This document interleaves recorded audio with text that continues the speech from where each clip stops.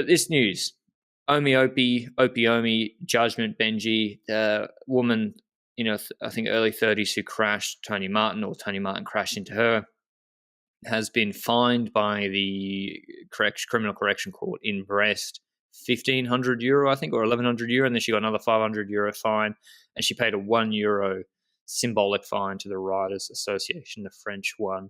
And that's no jail time, nothing else, just sort of a symbolic. I know €1,500, a fair chunk of change, but it's not going to like bankrupt most people. Yeah. Do you think this is? I think it's reasonable, given that the deterrent is her face was on the media for like 2 months, and that would have been pretty scary. Yeah, this was one of the most viral events in cycling in the last few years, I would dare to say, because I saw YouTubers and news outlets across the universe, well, across the world, all broadcast this event. And yeah, it's an incident that is not something that we like to be representative of our sport when we watch cycling, but it happened and it became pretty viral. As a consequence, there's a lot of criticism to this one person. And I think this money is not the biggest penalty here for this person. I think the biggest punishment is that she basically got scrutinized for multiple months, which, in my opinion, kind of deservedly, because she didn't kind of ruin the first day of the Tour de France for us, but and certainly for the riders, which is the worst part of it all.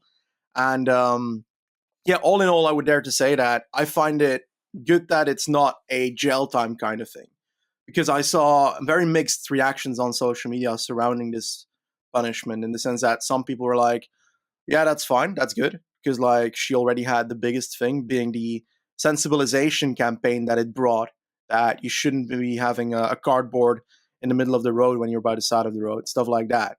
Like, everybody has seen the event that is near to cycling, and everybody knows now we probably shouldn't do that. There's always going to be one idiot that does it again, obviously, but I feel like that is the biggest important factor here. The fact that I dare to say people should now know that this is stupid to do. And yes, I don't know, you're the lawyer here. Like, what if I take a cardboard, stand by the side of the road, and a random bike rider rides into it? Yeah, you'd probably still be in trouble. What if you stood in the middle of the road and just held out a sign and that traffic went into you? Yeah, that's a problem.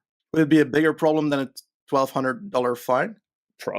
Depends on the injuries or the cost of the damage. Like, if you wreck your bike, most bikes cost more than that. So yeah, it'd probably be more than that. And she certainly caused over €100,000 worth of damage, I think, to bikes. And probably, what's the cost to Movistar or where's the Asher Sutherland? Those guys. Yeah. Like, obviously the fine is not representative of the actual economic damage she caused. But would jail time? What would it achieve? Like, is she a persistent? Like, who's that guy who keeps going into, like, in the UK, he keeps going into stadiums to, like, impersonate players and goes on the pitch all the time, the pitch invader? I'm not sure she's a persistent offender that, needs to be sent to jail. Well, I doubt it. If she does it again, send her to jail. But it did, as Benji said, spark the conversation about, okay, the messaging then came out from Tour de France about spectators respecting the riders, etc. They sometimes don't expect how quickly they come up to you, how they use all of the road. Still, we see, like, I'll be honest, I preferred it when there was no fans. COVID racing, I preferred it. I get really stressed out on mountain stages, and I think seeing fans running by riders, it just makes no sense to me. Just absolute idiots, and that still happens. And imagine Champions League, a player's through on goal and they get knocked to the ground by a pitch invader. Like, imagine a rider on a mountain stage. What happened to Lopez?